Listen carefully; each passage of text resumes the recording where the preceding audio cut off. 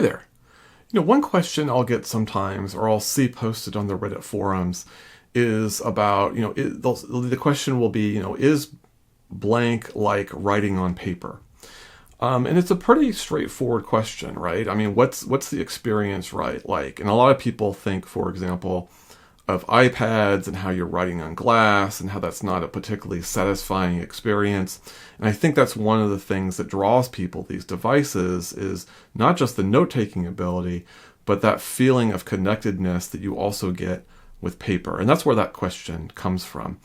But it's actually a notoriously difficult question. Well, at least it is for me. Because I did a little thought exercise. I actually did this with my wife as well. And we both actually kind of came to the same conclusion. And basically I said, I want you to kind of close your eyes and think about writing on paper. Can you tell me what that sounds like? And specifically with a ballpoint pen. And neither of us could really think about what that sounded like.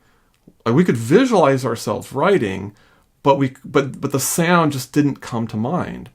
And that wasn't true if we thought about a pencil.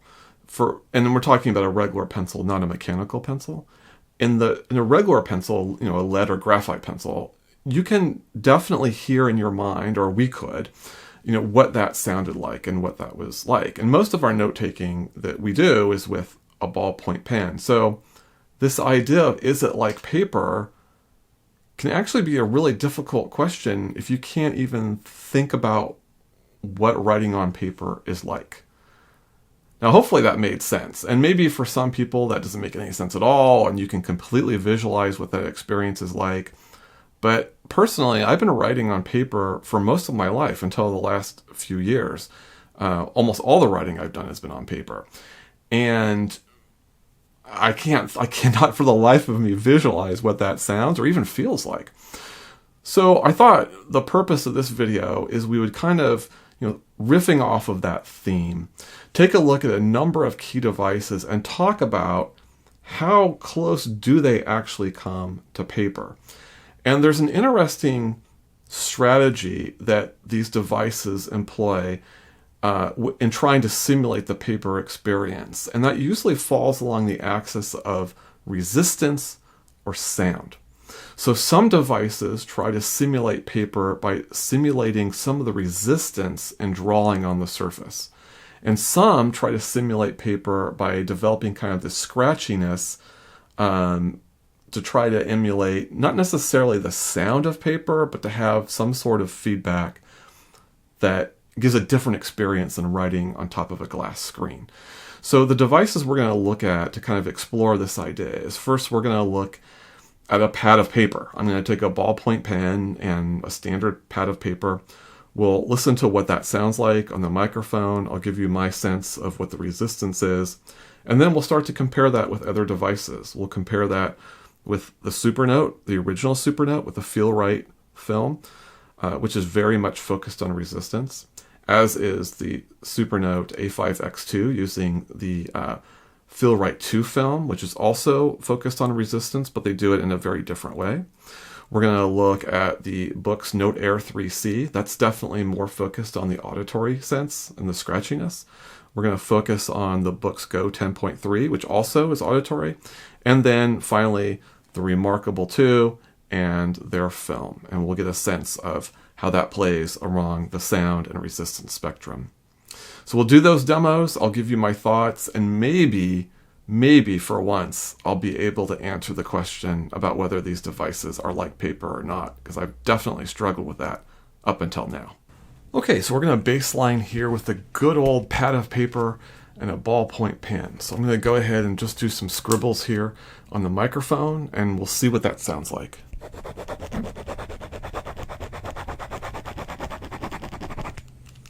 Okay, so you obviously heard the sounds. So there was definitely kind of a distinct sound there. In addition to that, there was resistance as well. So as I'm drawing, it's subtle, but you can feel you have to put a little bit of pressure into the paper in order for the ink to happen, and that requires or results in a little bit of friction.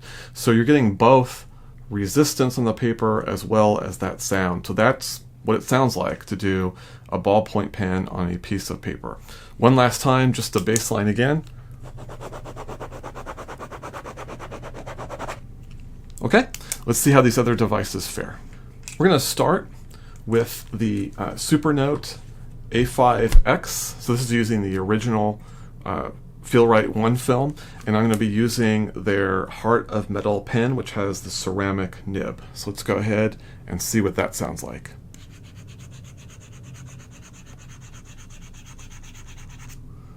Okay, very interesting. Very similar in sound to the actual pad of paper. I didn't get the sense of much resistance with the Feel-Right 1 film, but I should point out that I put very little pressure on my stylus. I pretty much put the minimum amount of pressure in order to achieve the result. You could put more pressure on the screen. It's definitely designed for that. And when you do, there's more resistance. So if you were someone that was putting more pressure on your stylus, then that would simulate perhaps some of the resistance of paper as well. But I didn't have that at all. For me, the stylus tip is moving pretty smoothly across the screen. So not a lot of resistance, but you do get that auditory feedback, which is pretty close.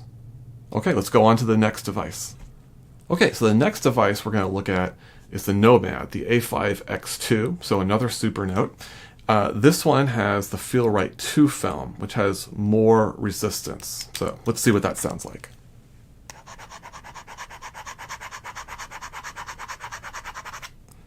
Okay, similar actually to what we had with the original Supernote, maybe a little bit of a slightly harsher sound, a little more prominent. You definitely get a little bit more resistance as well with the Feel-Right 2 film. So a little bit of that resistance and a little bit of that sound. So it actually is fairly close to the paper sound. It did sound different. I wouldn't necessarily mistake this for paper if I was just listening to it, but they were close. Okay, so next on our list is the classic Remarkable 2, and I'll be using the Remarkable, I think it's the Pro Stylus. It has the eraser on the end.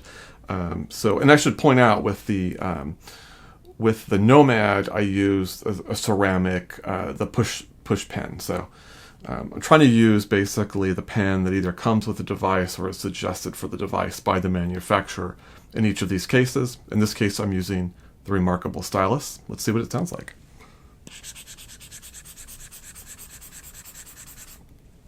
Okay, interesting.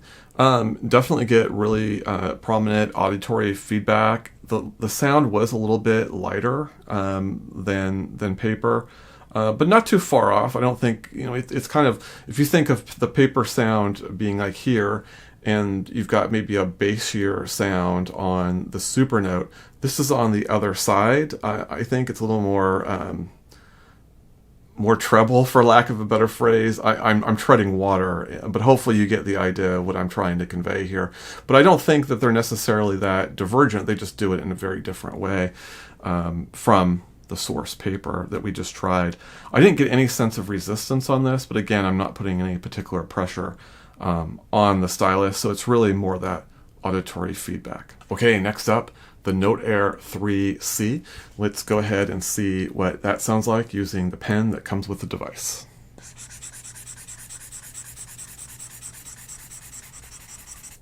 Okay, interesting. Much like the Remarkable, it has kind of a lighter sound, but definitely a very distinct auditory feedback. No resistance that I could discern on the screen, so it's really all about that sound. Okay, we're going to conclude with the Boox Go 10.3. The Boox Go is different, so with the Remarkable and with Boox, and even with the Supernote devices, it was all about the film that was on the device. In this particular case, this is an etched glass, so it's a different approach. So it's not a film, as far as I know, and let's see what it sounds like.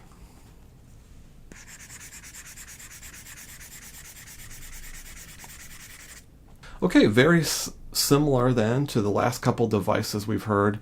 No resistance that I could discern, but again, with no pressure. But kind of this lighter, tinnier sound to the writing. So we had the Supernotes that kind of had more of a bass sound in their scratchiness, whereas the other three devices seem to have a lighter sound. But they all gave pretty nice auditory feedback. The main difference in terms of resistance came from the Feel-Right 2 film, which had a little bit more of a natural feel of resistance than the padded paper had, where all the other devices didn't have that at all. But again, I'm using the same level of pressure on all the styli, and that's hardly any. So your mileage would vary if you're used to putting more pressure. So having gone through this experiment, what are my thoughts overall? It's pretty rare for these devices to simulate the resistance of paper, and it looks like the Supernote Nomad with the Feel-Right 2 film was the best at that. In terms of the sound, none of them got the sound right, but they all were pretty adjacent enough, and because I can't remember what paper sounds like, when I'm writing on these devices, I don't think, oh, that's not paper, because I don't have that sound at the forefront of my mind. So I actually find all these devices give a very satisfying auditory feedback that I like. I'm not sure I even have a preference among them. They all seem pretty good to me. My personal feeling about the resistance is I don't really think it's that important. So kudos for Supernote and the Feel-Right 2 film for, I guess, technically being the closest to paper. But personally, I don't find that adds any real value. I think writing on all these devices is a pretty satisfying experience. It doesn't feel like writing on glass to me, although in many cases you are writing on glass.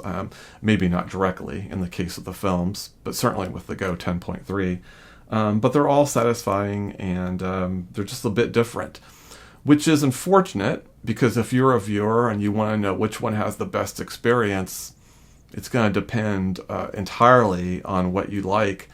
And I doubt this video really did much to help, but hopefully I'm wrong in that regard, and this was at least somewhat useful in understanding how these devices differ and which one might be right for you. This is probably about as good as I can get in trying to convey the experience of writing on these devices in comparison to each other, as limiting as that is. So anyway, hope this was at least somewhat entertaining, and until next time, I will see you then.